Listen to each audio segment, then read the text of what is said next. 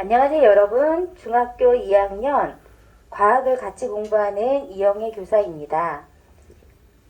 오늘 아마 저를 처음 제 이름을 들은 학생분들도 있을 것 같습니다. 저는 중학교 2학년에 세 반만 수업을 같이 들어가고 있고요. 각 반마다 수업 나간 것이 달라서 어디를 나갈까 고민을 하다가 증산작용 132쪽 모든 반이 나가지 않은 그 진도를 같이 나가도록 하겠습니다. 앞에 부분의 진도를 나가지 않고 나가는 거라 다소 이해가 안 되는 부분이 있을 수 있는데 그거는 대면 수업을 하게 되면 이병희 선생님이나 저에게 물어보시면 교실에서 또 차분히 설명을 해드리겠습니다. 자, 그럼 오늘은 물을 끌어올리는 증산작용에 대해서 교과서 132쪽에 있는 내용을 가지고 같이 공부를 해보도록 하겠습니다. 자, 식물체에서요. 지구상의 동물과 식물로 나누었을 때 식물체에서 일어나는 물의 이동과 증산작용의 관계를 이해하고 증산작용을 강합성과 관련하여 설명할 수 있도록 하겠습니다. 증산작용은 식물의 뿌리에서 잎까지 물이 올라오는 작용을 말합니다. 요 증산작용이 어떤 것인가에 대해서는 같이 하나씩 짚어보도록 하겠습니다. 식물의 잎에는 공변세포랑 기공이라고 하는 것이 있어요. 그 공변세포와 기공을 관찰하고 그 특징을 설명할 수 있도록 하겠습니다. 교과서에 실험 부분이 있어서요. 그 실험 부분에서 공변세포랑 기공 관찰하는 거를 영상물로 또 같이 확인을 해보겠습니다. 자, 얘는요. 교과서 132쪽에 앞에 있는 도입 부분에 있는 만화입니다. 자, 물은 어떻게 땅속에서 높은 나무 꼭대기까지 올라올 수 있을까라는 질문을 하게 되는 거죠. 어떤 나무는요. 아파트 10층 높이까지 되는 나무들도 있습니다. 이런 나무가 꼭대기에 잎이 달려 있어요. 근데 그 잎이 초록색인 거죠. 그럼 그 잎이 초록색이라고 하는 건 뿌리에서 그 잎까지 물이 올라오기 때문에 가능하다라는 거죠. 뿌리에서 잎까지 물이 올라오지 않는다면 모든 식물의 잎은 아마 초록색이 아닌 갈색으로 되면서 떨어져서 생을 마감하게 될 것입니다. 그런데 이렇게 물이 끝까지 올라올 수 있는 원동력이 무엇인가에 대해서 오늘 같이 고민을 해보겠습니다. 자, 증산작용에 대해서 공부하기 전에 우리 영상 하나 보고 수업을 시작하겠습니다.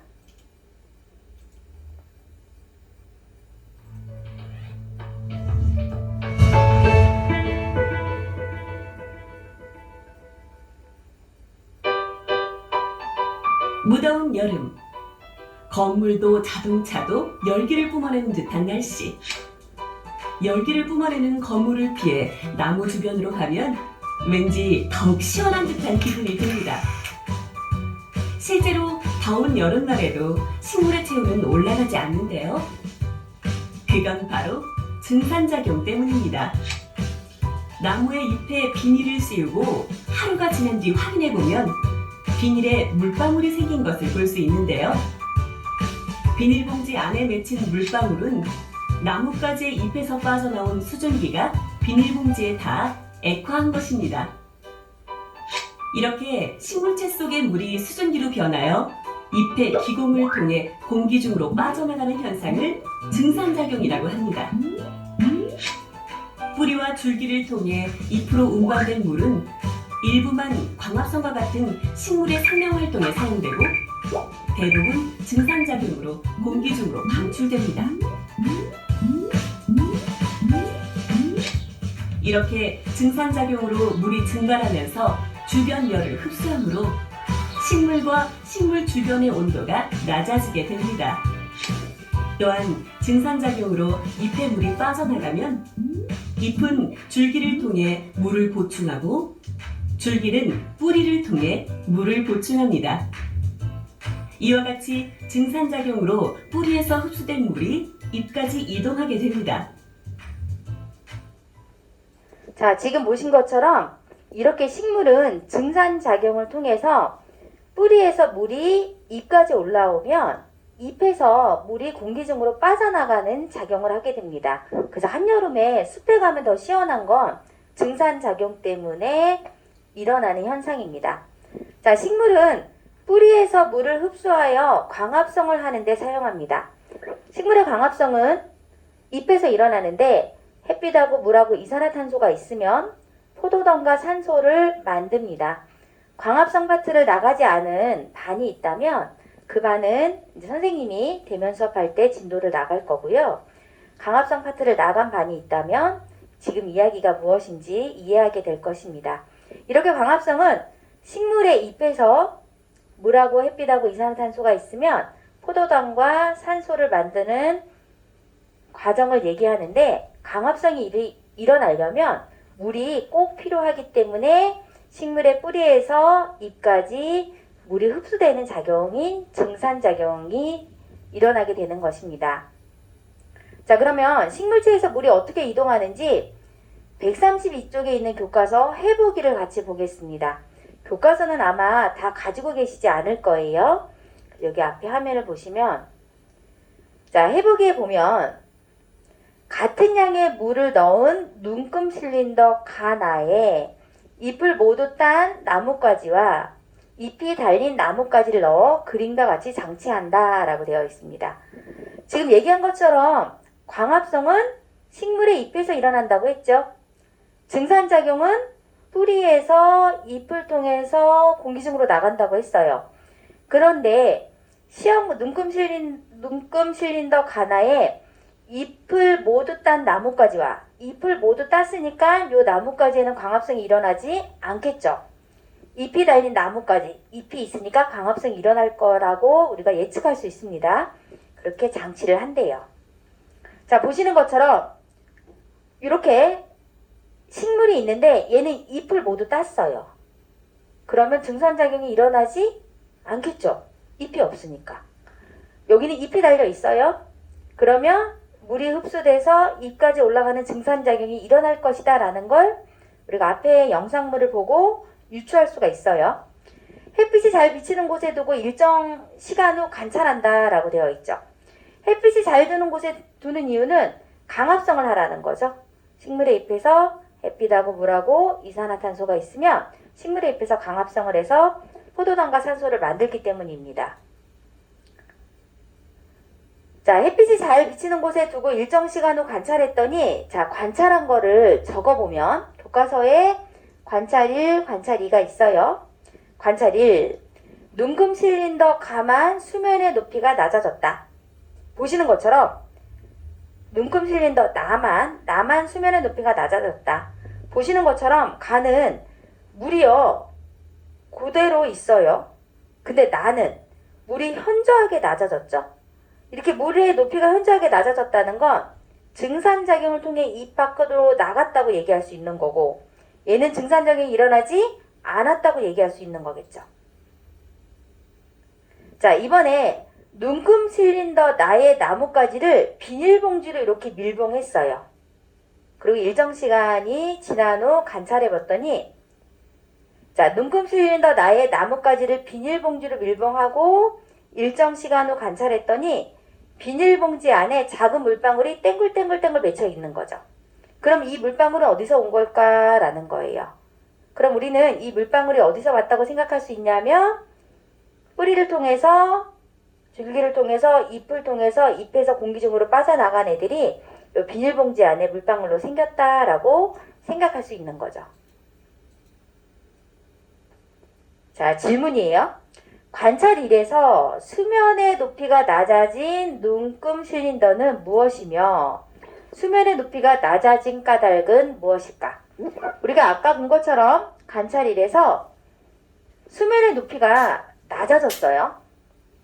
그러면 가에서는 잎이 없어서 증산작용이 일어나지 않아 나뭇가지로 물이 흡수되지 않았으므로 수면의 높이에 거의 변화가 없다. 반면에 나에서는 잎이 있어 증산작용이 일어나므로 물이 나뭇가지 안으로 흡수되어 수면의 높이가 낮아졌다. 우리가 방금 보시긴 했는데 기억이 안 나실 수 있어서 자, 다시 한번 봐요. 우리가 어떻게 했냐면요. 눈금 실린더 가에다가 잎이 없는 나뭇가지를 넣었고요. 눈금 실린더 나에다가 잎이 있는 나뭇가지를 넣은 거예요. 자, 물의 높이는 같았어요. 그리고 시간이 지났더니 물의 높이가 같았던 간은 물의 높이가 그대로 존재하는데 나만 물의 높이가 줄어들었죠. 이건 바로 나뭇가지 잎에서 증산작용이 일어났다라는 걸 알 수가 있다라는 거죠. 그래서 우리 요거예요. 관찰 1에서 아까 본 게 관찰 1이죠. 관찰 1에서 수면의 높이가 낮아진 눈금 실린더는 무엇이며 수면의 높이가 낮아진 까닭은 무엇인가? 가에서는 잎이 없어서 증산작용이 일어나지 않아 나뭇가지로 물이 흡수되지 않았으므로 수면의 높이에 거의 변화가 없었어요. 반면에 나에서는 잎이 있어 증산작용이 일어나므로 물이 나뭇가지 안으로 흡수되어 수면의 높이가 낮아졌다라고 설명할 수 있는 거죠. 이해가 되시나요? 자, 그러면 두 번째 질문을 볼게요. 자, 관찰 2에서 잎이 달린 나뭇가지를 밀봉한 비닐봉지 안에 물방울이 맺힌 까닭을 토의해보자. 비닐봉지로 나뭇잎을 쌌더니 비닐봉지 안에 물방울이 맺혔죠. 자, 그럼 그건 우리는 어떻게 설명할 수 있을까요? 여기 하나씩 볼게요.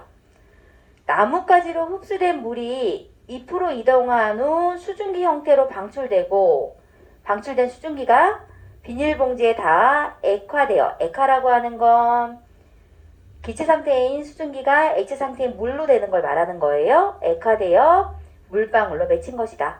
그러니까 이 물방울은 식물의 뿌리에서 줄기에서 잎을 타고 나온 거다라는 거죠. 이를 통해 식물의 잎에서 증산작용이 일어났음을 확인할 수 있다. 이렇게 뿌리를 통해서 줄기에서 잎까지 물이 올라오는 작용을 증산작용이다 라고 얘기를 하는 거예요. 우리 학생분들은 모든 식물이 뿌리에서 물이 올라온다라는 사실은 알고 계셨을 거라고 생각해요. 뿌리에서 줄기를 타고 잎까지 물이 올라오는 거는 다 알고 계셨는데 그런 과정을 증산작용이다 라고 하는 거죠. 그럼 잎까지 올라온 물이 공기 중으로 빠져나간다라는 거예요. 그런 거를 증산작용이다 라고 얘기해요. 우리가 오늘 배우는 개념이 이 증산작용인 거예요. 자, 식물체 속의 물이 수증기로 변하여 잎의 기공을 통해 공기 중으로 빠져나가는 현상을 뭐라 그런다고요? 증산작용이라고 한다라는 거죠. 자, 여기 그림 보시는 것처럼 땅속에서 뿌리로 흡수된 물은 줄기로 이렇게 이동하겠죠? 그럼 줄기에서 뿌리에서 올라온 물은 줄기를 거쳐 잎으로 이동하겠죠. 이런 증산작용이 일어난다라는 거예요. 그럼 잎으로 올라온 물은 잎세포에서 강합성 등에 사용되거나 증산작용의 결과 수증기가 되어 식물체 밖으로 빠져나간다라는 거죠. 맨 처음 수업 시작할 때 동영상으로 봤던 거예요. 그래서 이렇게 물이 잎을 통해서 공기 중으로 빠져나가는 증산작용이 일어난다라는 거죠. 자, 교과서 개념 플래시 같이 한번 볼까요? 자, 우리가 지금 방금 이야기했던 게 이렇게 물이요. 줄기를 타고 잎을 타서 공기 중으로 빠져나가는 증산작용이 일어나고 있는 거죠. 그래서 한여름에는 숲속이 훨씬 더 시원한 게 땅속에서 뿌리로 흡수된 물은 줄기로 올라가고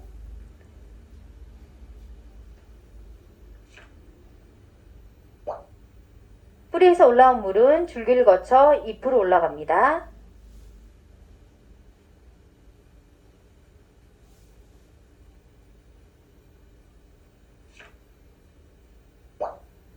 자, 잎으로 이동한 물은 잎에서 광합성 등에 사용되거나 증산작용의 결과 식물체 밖으로 빠져나가서 증산작용이 일어나면 식물의 뿌리에서 흡수한 물이 잎까지 이동하며 물은 강합성과 공기 중으로 빠져나가는 일이 발생하는 거죠. 그래서 한여름에 숲속이 훨씬 더 시원한 거예요.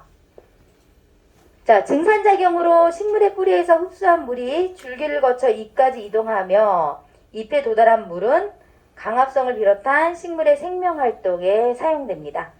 식물이 강합성을 해서養분을 얻기 위해서는 물이 꼭 필요하니까 식물에게 있어서 증산작용은 꼭 일어나야 되는 작용이다라고 말할 수 있습니다. 자, 식물잎에 있는 작은 구멍인 기공은 공변세포로 이루어져 있다. 공변세포는 어떤 특징이 있을까? 자, 공변세포는 식물의 잎에 있는 세포로서 여기를 통해서 물이 나가게 됩니다. 자, 공변세포는 교과서 134쪽에 탐구 과정에 있는 이야기인데요. 이 탐구를 같이 볼게요. 교과서는 다 갖고 계시지 않기 때문에 여기 화면을 보시면 될 것 같아요. 자, 탐구 과정에 보면 비비추 잎의 앞면에 칼집을 내고 손으로 벗겨내어 잎 뒷면에 표피가 드러나게 한다. 이렇게 표피를 드러나게 했어요. 자, 표피를 가로 세로 약 1cm로 잘라 받침 유리 위에 놓는다. 물을 한 방울 떨어뜨린다. 그 다음에 과정 2에 표피 조각을 덮개 유리로 덮은 다음 현미경으로 관찰하고 결과를 그린다 라고 되어 있어요. 자, 몇 개의 공변세포가 기공을 둘러싸고 있는가 라고 해서 2개의 공변세포가 기공을 둘러싸고 있고요. 공변세포는 표피의 다른 세포와 어떤 차이점이 있는가 물어보면 표피세포는 색깔이 없고 투명하지만 공변세포는 엽록체가 있어서 초록색을 띠며 반달 모양입니다. 자, 그럼 우리 공변세포가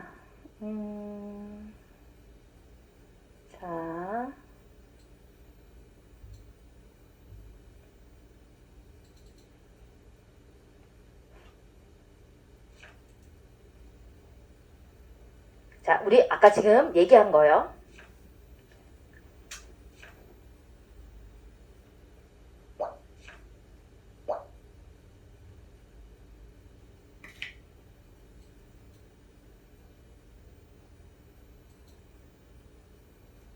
자, 여기 보시는 것처럼 이게 식물의 잎이에요. 식물의 잎을 요 안을 자세히 보면 표피, 기공과 공변세포, 표피로 되어 있어요. 여기 기공과 공변세포 있는 부분을 확대해서 보면 식물의 잎은 요 기공이라고 하는 공간이 있어서 이 기공을 통해서 물이 공기 중으로 빠져나가게 되는 거예요. 그러면 이렇게 되어 있는 이게 바로 공변세포예요. 공변세포가 이렇게 있어서 공변세포가 여기가 열리고 닫혀서 물이 빠져나가게 되어 있는 구조이죠. 식물의 잎에는 이렇게 공변세포와 기공이 존재한다라는 거죠. 물론 눈으로 봐서는 보이지 않고요. 현미경하에서 관찰할 수가 있어요. 얘가 바로 이게 공변세포인 거죠. 공변세포가 이렇게 있으면요. 기공이 이렇게 열리고 닫히고 해요. 그럼 말 그대로 여기에 물이 여기서 밖으로 빠져나가는 일이 벌어지는 거죠. 증산작용이 일어났을 때.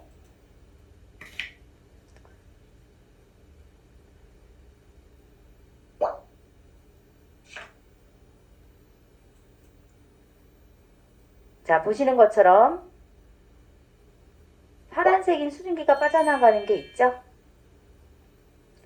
자, 기공은 2개의 공변세포로 둘러싸여 있으며 기공을 통해 식물의 생명활동에 필요한 기체가 드나든다라는 거예요. 우리 지금요, 아까 영상을 봤던 거 있잖아요.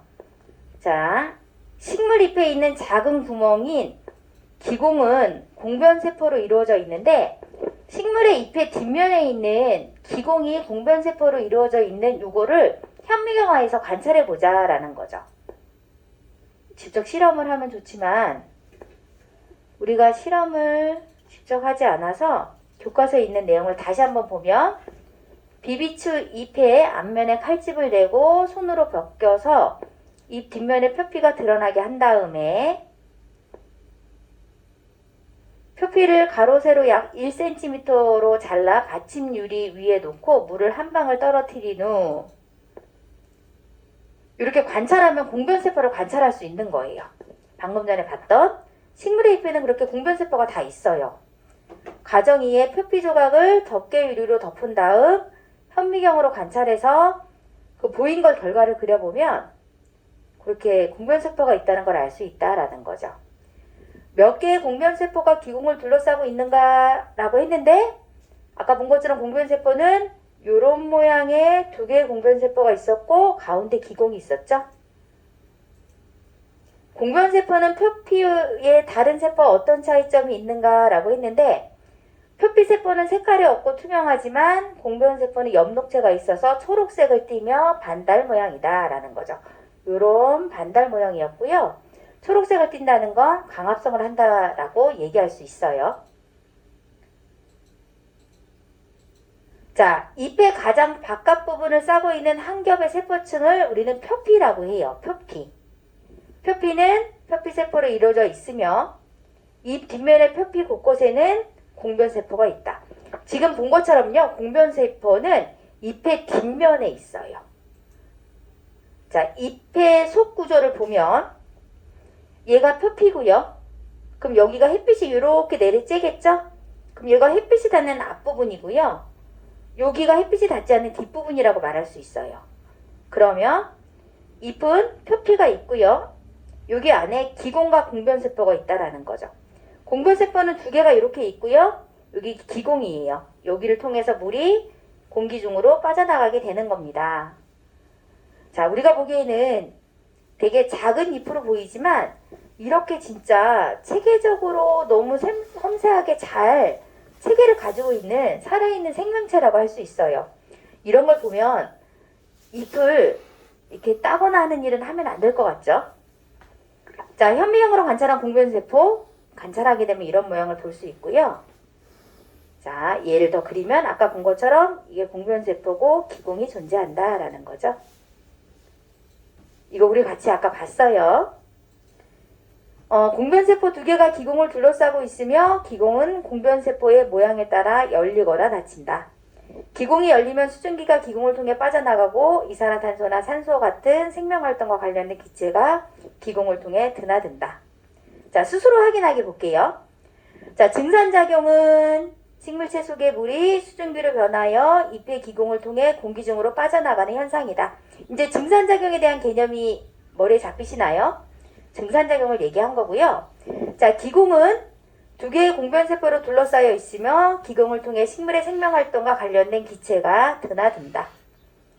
자, 잎이 무성한 나무로 옮겨 심을 때 잎을 어느 정도 떼어낸다. 극과 닭을 증산작용과 관련하여 설명해보자.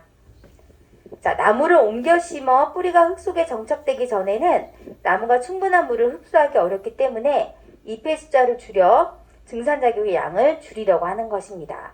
이런 이야기도 이제 이해가 되겠네요. 자, 오늘은 증산작용을 하고요. 다음 시간에는 식물의 호흡과 에너지 파트를 공부하겠습니다. 자, 수고 많이 하셨습니다. 다음 시간에 뵙겠습니다.